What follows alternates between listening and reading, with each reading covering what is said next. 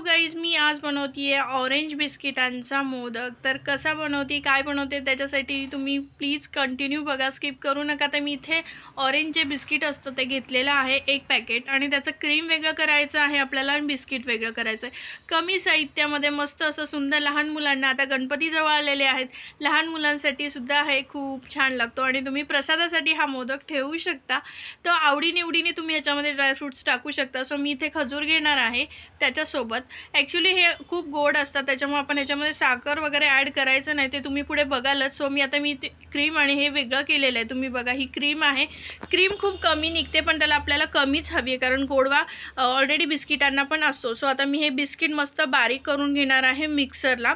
साईडला तुम्ही बघू शकता मी इकडे क्रीम ठेवलेली आहे। सो मी आता हे बिस्किट बारीक करून घेते आणि हे बघा, हे अशा प्रकारे मस्त पावडर करून घेतली। त्याच्यासाठी मी दूध घेतले आणि इथे खजूर ॲड करते। तुम्ही ड्रायफ्रुट्स आणि आपल्याला तूप लागलं तरच ॲड करायचं। सो मी आता इथे दूध जसं लागेल तसं आपण ॲड करत ते जो बिस्किटांचा चुरा आहे, म्हणजे त्याचं जे बारीक केलेलं मिक्सरला आपण ते गोळा करून घ्यायचा। पिठाचा जसा गोळा करतो आपण छान घट्ट, तसा घट्ट करायचा, खूप पातळ नाही।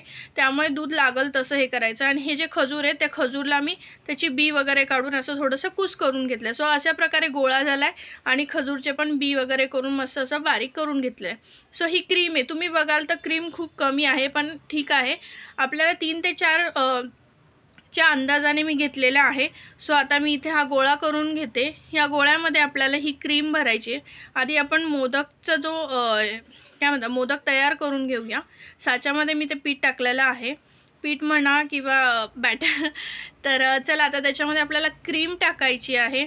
आता क्रीम वरतून म्हणजे मध्ये जो आहे, मध्ये क्रीमचा कवर येणार असं, आणि आतमध्ये सगळ्यात आतमध्ये जाणार आहे ते खजूर।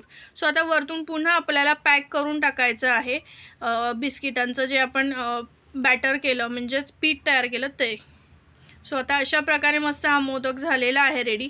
तूप आपल्याला लागलेलं नाही, आपण लागल्यास तर ठेवणार होतो, पण तुपाची गरजच नाही पडली, कारण बिस्किट दुधामध्ये एवढं मस्त छान तयार झालं त्याचं पीठ, त्यामुळे तुपाची काही गरज नाही लागली। सो अशा प्रकारे मस्त आपण छान मोदक तयार करून घेऊया।